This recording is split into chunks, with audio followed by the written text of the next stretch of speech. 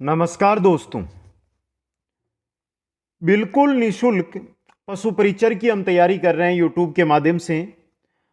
और जो पार्ट 2 है, पार्ट बी है, उसके अंदर पशुपालन है, जिसके 45 क्वेश्चन हमारे आने वाले हैं और 45 में से 45 हमें करने हैं सही। इसी को लेकर आज क्लास नंबर 5 के अंदर हम देखने वाले हैं ऊंट का सामान्य परिचय और ऊंट की प्रमुख नस्लें। दोस्तों, बहुत ही बेहतरीन क्लास नोट्सों के माध्यम से आपके लिए रहने वाली है, इसलिए जो भी साथी हमारे साथ जुड़ रहे हैं एक बार वीडियो को लाइक, शेयर और चैनल को सब्सक्राइब जरूर करें। दोस्तों, इसी प्रकार कंप्लीट का कंप्लीट जो पशुपालन है वो आपको यहां पर तैयार करवाया जाएगा। कोई भी क्लास है उसको आप मिस ना करें। प्लेलिस्ट बनी हुई है पशु परिचर पशुपालन के नाम से, जहां पर जाकर एक एक क्लास को आप अटेंड करें। दोस्तों, शुरू करते हैं आज की इस क्लास को। वीडियो को लाइक, शेयर और चैनल को सब्सक्राइब कीजिए सभी साथी। चलिए दोस्तों, सामान्य परिचय देखते हैं और अंत में देखेंगे पशु की जो ऊंट की जो नस्लें हैं उनके बारे में।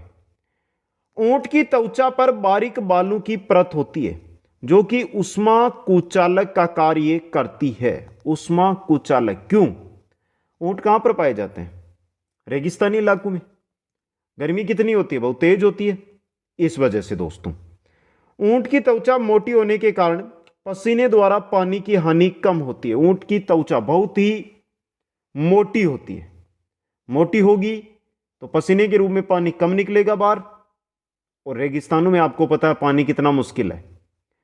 ऊंट की कुबड़ में वसीय ऊतक पाए जाते हैं, जो बोलते हैं ना कि ऊंट बहुत दिनों तक बिना पानी पिए रह सकता है। सही बात है वो, क्योंकि जो कुबड़ के अंदर वसा पाई जाती है उसका वो उपयोग पानी के रूप में करता रहता है। दोस्तों, ऊंटों के पालन पर जो खर्चा होता है उसका 60 से 70% खर्चा आहार पर होता है। अगर आप एक ऊंट पाल रहे हो और पूरा खर्चा आता है ना, 60 से 70% सिर्फ और सिर्फ उसके खिलाने का खर्चा होता है। दोस्तों, ऊंट एक बार में 130 लीटर तक पानी पी सकता है। पानी पीने के बाद ऊंट में आरबीसी का आकार 240% बढ़ जाता है। अन्य पशु में यह 130% बढ़ने पर फट जाती है। क्या? आरबीएससी। इंपॉर्टेंट फैक्ट है दोस्तों ये। मादा ऊंट 3 से 4 वर्ष की उम्र में गर्भधारण करने योग्य हो जाती है। जो मादा ऊंट होता है वो 3 वर्ष से लेकर 4 वर्ष की उम्र के मध्य गर्भधारण कर लेती है। दोस्तों, नर ऊंट 5 से 6 वर्ष की आयु में प्रजनन के योग्य हो जाता है। 5 से लेकर 6 वर्ष के मध्य का जो ऊंट होता है, नर ऊंट, वो प्रजनन के योग्य हो जाता है। दोस्तों, तो एक बार जो साथी नोट्स बना रहे हैं वो स्क्रीनशॉट ले लें। बाकी 1-2 दिन के अंदर आपको नोट्स ऐप के माध्यम से उपलब्ध करवा दिए जाएंगे, तो वहां से भी आप ले सकते हैं। चलिए दोस्तों, आगे देखते हैं। अब देखिए यहां पे, एक ठंडी रात में यानी गर्मी के दिनों में रेगिस्तान में ऊंट 60 से 90 किलोमीटर की दूरी तय कर सकते हैं। जो रात होती है, चाहे गर्मी की हो चाहे सर्दी की रात, तेज कंपाने वाली ठंड होती है, तो उसकी बात नहीं कर रहे। गर्मी के दिनों की जो रात होती है, जो सामान्यतः क्या होती है? ठंडी होती है, क्योंकि जो बालू होती है वो जल्दी ठंडी होती है। तो ऊंट है एक रात के अंदर 60 से लेकर 90 किलोमीटर तक चल सकता है। राजस्थान में ऊंट दुनिया में तेज भागने वाले ऊंट होते हैं। राजस्थान के जो ऊंट है, पूरी दुनिया में सबसे तेज भागने वाले ऊंट है, वो कहां पर है? राजस्थान के अंदर। और बीकानेरी ऊंट सबसे सुंदर ऊंट होते हैं। बीकानेरी ऊंट ऊंटों के अंदर सबसे सुंदर ऊंट होते हैं। दोस्तों, अब देखिए, अंतरराष्ट्रीय ऊंट महोत्सव कब मनाया जाता है? जनवरी माह में। राजस्थान के बीकानेर का प्रसिद्ध अंतरराष्ट्रीय ऊंट महोत्सव, और बीकानेर का गांव है लडेरा गांव, जहां पर सुंदर सजे धजे ऊंटों का गढ़ बन जाता है। कब? जनवरी माह। दोस्तों, यहां पर अंतरराष्ट्रीय ऊंट महोत्सव मनाया जाता है, आयोजित होता है बीकानेर के लडेरा गांव के अंदर। दोस्तों, तो यह भी इंपॉर्टेंट है आपका, जनवरी माह के अंदर यह आयोजित किया जाता है। ले लीजिए स्क्रीनशॉट एक बार। देखो, ये चीजें होती है। अगर आप ये क्लासें अटेंड कर रहे हैं तो आपसे एक चीज कहना चाहता हूं कि अगर एक क्लास आप अटेंड करते हैं तो उसमें आपका 3 बार रिवीजन होता है। 3 बार यहां पर अगर आप लिख रहे हैं तो एक बार आप पढ़ते हैं, एक बार मैं बोल रहा हूं, सुनाई आपको देता है। इसके अलावा जब हम एमसीक्यूज देखेंगे ना इन टॉपिकों का, तो आपका एक एक टॉपिक आसानी से कवर होता जाएगा, रिवीजन होता जाएगा। दोस्तों, आगे चलिए, आगे बात करते हैं उस्ता कला की। उस्ता कला क्या होती है?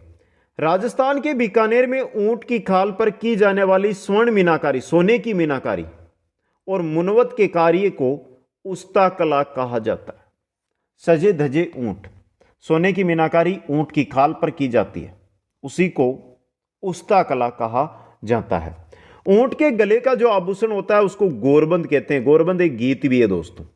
ऊंट के गले का आभूषण गोरबंद। भारत में प्रथम राज्य राजस्थान है जहां सर्वाधिक ऊंट है, उसके बाद गुजरात है और 3 नंबर पे हरियाणा है। 1 नंबर पे राजस्थान, 2 नंबर पे गुजरात, 3 नंबर पे हरियाणा जहां पर सर्वाधिक ऊंट पाए जाते हैं दोस्तों। अब देखिए, एक कुबड़ वाला ऊंट, देखिए ऊंट भी एक में तो सिर्फ एक कुबड़ होती है, लेकिन एक के अंदर आगे भी होती है और पीछे भी 2 कुबड़ होती है ऊंट के अंदर। आपने ऊंट देख रखा होगा तो उसके अंदर तो देखिए एक कुबड़ वाला ऊंट होता है कैमेलस ड्रोमेडेरियस। कैमेलस ड्रोमेडेरिस इसका नाम है, वैज्ञानिक नाम, जो अरेबियन ऊंट होता है दोस्तों। गुणसूत्र इसके अंदर 74 यानी 74 होते हैं। कहां पर पाया जाता है? भारत, पाकिस्तान, नेपाल, भूटान, मोरक्को, अल्जीरिया और लीबिया के अंदर एक कुबड़ वाला ऊंट आपको देखने को मिलेगा दोस्तों। समझ गए आप? इंपॉर्टेंट है ये, तो ले लीजिए स्क्रीनशॉट एक बार यहां से। फिर आगे चलते हैं, बात करते हैं 2 कुबड़ वाले ऊंट की। अब देखिए, अब आता है हमारे 2 कुबड़ वाला ऊंट दोस्तों। इसके बारे में देखिए, वैज्ञानिक नाम होता है कैमेलस बैक्टीरियंस। गुणसूत्रों की संख्या की बात करते हैं तो 70 होते हैं इसमें, और ठंडे क्षेत्र जैसे लद्दाख, कजाकिस्तान, मंगोलिया यानी मध्य एशिया में ये पाए जाते हैं दोस्तों। समझ गए? यह 2 कुबड़ वाला ऊंट होता है आपका। इंपॉर्टेंट है आपके लिए ये, और अच्छा क्वेश्चन भी यहां से बनकर आ सकता है दोस्तों। समझ गए? आगे देखिए, राज्य पशु पालतू श्रेणी के अंदर, पालतू श्रेणी में राजस्थान का राज्य पशु है वो ऊंट है दोस्तों, जिसको 30 जून 2014 को घोषित किया गया। ये इंपॉर्टेंट है आपके लिए। और चिंकारा वन्य जीव श्रेणी के अंतर्गत राज्य पशु है। वन्य जीव श्रेणी के अंदर राज्य पशु है चिंकारा दोस्तों। समझ गए? आगे देखिए, राष्ट्रीय ऊंट अनुसंधान केंद्र है वो है जोड़बीड़ बीकानेर में, जिसकी स्थापना 1984 में की गई। राष्ट्रीय ऊंट अनुसंधान केंद्र जोड़बीड़ बीकानेर, स्थापना 1984 में की गई।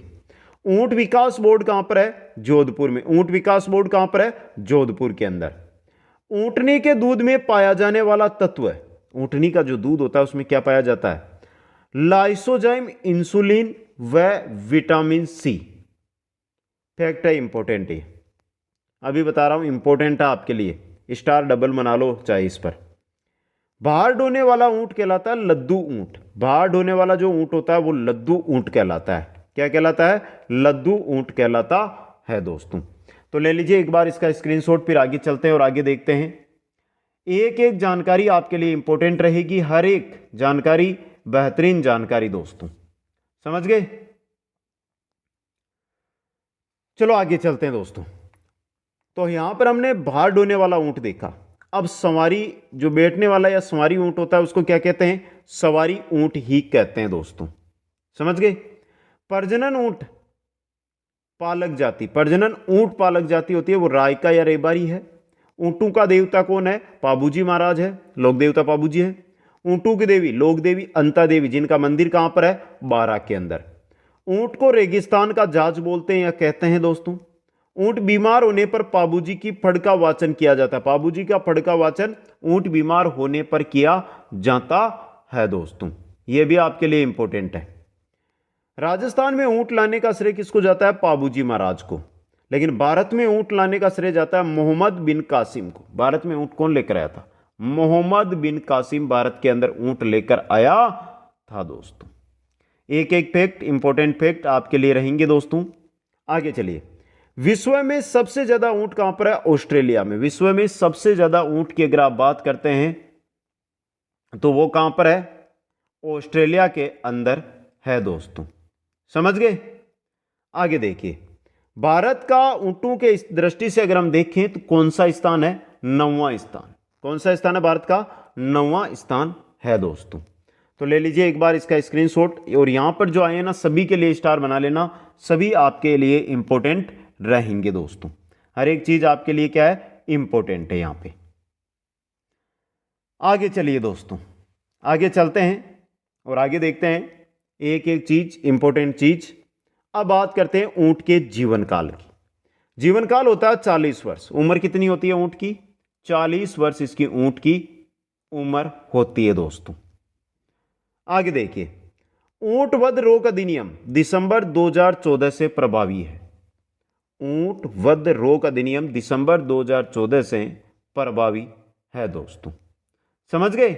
यह भी इंपॉर्टेंट है आपके लिए।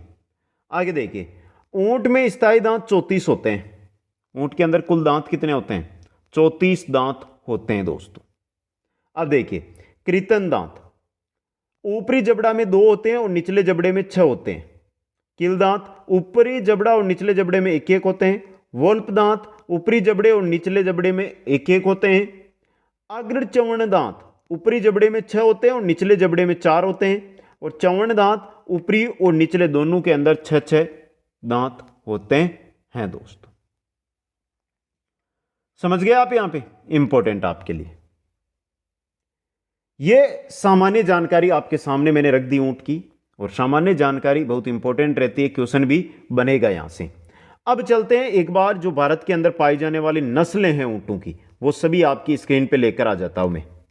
पूरे भारत की ये नस्लें हैं जो भारत में ऊंटों की नस्लें पाई जाती है। बाकी 3 ऐसी नस्लें हैं जिनको हमें पढ़ना है, 3 ही नस्लें, क्योंकि वहीं से आपके क्वेश्चन बनकर आएगा। चलिए, सबसे पहले बीकानेरी जो राजस्थान में है, जैसलमेरी नस्ल राजस्थान में है, जालोरी नस्ल राजस्थान में है, कच्छी नस्ल गुजरात में है, मालवी नस्ल मध्य प्रदेश में है, मारवाड़ी नस्ल राजस्थान में है, मेवाड़ी नस्ल राजस्थान में है, मेवाती राजस्थान और हरियाणा दोनों में है, और खराई नस्ल गुजरात में है। ये 9 नस्लें हैं ना, ये ऊंटों की नस्लें हैं दोस्तों। इनकी ऊंटों की। तो देखिए, ऊंट की 9 नस्लें भारत की है। ये भारत में ऊंट की 9 नस्लें बिल्कुल नॉर्मल नस्लें हैं। एक बार इनको पढ़ लीजिए, फिर आगे बात करते हैं। अब जो 3 राजस्थान की मुख्य ऊंट की नस्लें हैं उनको ही पढ़ना है, बाकी नहीं पढ़ना है। समझ गए आप? तो चलिए, प्रमुख नस्लें जिनमें पहली नस्ल आती है बीकानेरी नस्ल के ऊंट। बीकानेरी नस्ल के ऊंट दोस्तों, देखिए उत्पत्ति बीकानेर में, और ऊंट की सर्वोत्तम नस्ल माना जाता है इसको। सबसे सुंदर नस्ल, सबसे सर्वोत्तम नस्ल बीकानेरी है। विश्व के ऊंटों में सबसे सुंदर नस्ल के ऊंट होते हैं बीकानेरी नस्ल के ऊंट। त्वचा का रंग गहरा भूरा होता है। त्वचा का रंग कैसा होता है? गहरा भूरा रंग होता है दोस्तों। ऊंट के होठ 2 भागों में बटा होता है। ऊंट का ऊपरी होठ 2 भागों में बटा होता है, जिसके बीच के भाग को फिल्टर्स कहते हैं। यह भी इंपॉर्टेंट है आपके लिए।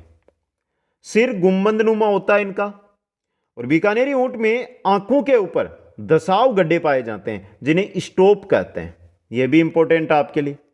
ऊंट की आंखों, कानों व भौं पर बाल पाए जाते हैं, जिन्हें जिम्पराज कहते हैं दोस्तों। अब आप बोल दोगे कि सर ये ऊंट सर्वाधिक पाए कहां पर जाते हैं? तो देखिए, सर्वाधिक अगर मैं बात करूं तो आपके बीकानेर में मिलेंगे, अनूपगढ़ में मिलेंगे, नागौर में मिलेंगे, फड़ौदी में मिलेंगे, चूरू में मिलेंगे। यहां पर ये सर्वाधिक, देखिए सर्वाधिक है। बाकी तो कहीं पर भी चले जाओ 1, 2, 4, 5 ऊंट तो मिल जाएंगे राजस्थान में, लेकिन मुख्य रूप से बीकानेर, अनूपगढ़, नागौर, फड़ौदी और चूरू के अंदर देखने को मिलेंगे। जैसलमेर का भी कुछ भाग है, लेकिन वो फड़ौदी के अंतर्गत मान लीजिए आप। अगला स्क्रीनशॉट ले लिया आपने, तो आगे चलते हैं दोस्तों। नेक्स्ट आती है आपके जैसलमेरी नस्ल। उत्पत्ति जैसलमेर जिले के थार पारकर में, वितरण जैसलमेर के आसपास। वितरण यानी कहां पर पाए जाते हैं? जैसलमेर और जैसलमेर के आसपास। त्वचा का रंग हल्का भूरा होता है और रेगिस्तान में पुलिस व सेना के कार्यों के लिए उपयुक्त है जैसलमेरी नस्ल। क्वेश्चन बनेगा ना, ये बनेगा कि राजस्थान में सेना जिन ऊंटों का प्रयोग करती है वो ऊंटों की कौन सी नस्ल है? तो वो जैसलमेरी नस्ल है। समझ गए आप? तो ये इंपॉर्टेंट है आपके लिए, अच्छा क्वेश्चन बन सकता है यहां से आपके लिए। यह है जैसलमेरी नस्ल। और जैसलमेर और बाड़मेर, बीकानेर में भी पाए जाते हैं ये, यहां पर, यानी सीमावर्ती जो जिले हैं वहां पर ये नस्ल आपको देखने को मिल जाएगी।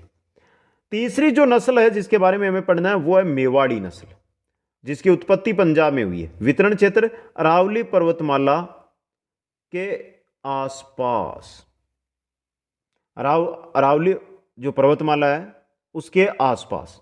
कहने का मतलब इस प्रकार अरावली पर्वतमाला है राजस्थान, ये राजस्थान मान लो आपका है और ये आपकी अरावली पर्वतमाला हम मान लेते हैं। तो यहां पर इस क्षेत्र में पाए जाते हैं ये, ज्यादातर तो आपको यहीं पर देखने को मिलेंगे। जो लगभग, अगर आपने भूगोल पढ़ा है तो भूगोल के अंदर जो हमने दक्षिणी अरावली पढ़ी है ना, वहां पर देखने को मिलेंगे। शरीर पर मोटे मजबूत घने बाल पाए जाते हैं और ये ऊंट कृषि कार्य व भार ढोने के काम आते हैं दोस्तों। मुख्य रूप से अगर मैं बात करूं तो उदयपुर, देखिए उदयपुर के आगे हम बढ़ते हैं तो राजसमंद, सिरोही, जालोर, पाली, ब्यावर, अजमेर, ये मुख्य जिले हैं जहां पर ये ऊंट पाए जाते हैं।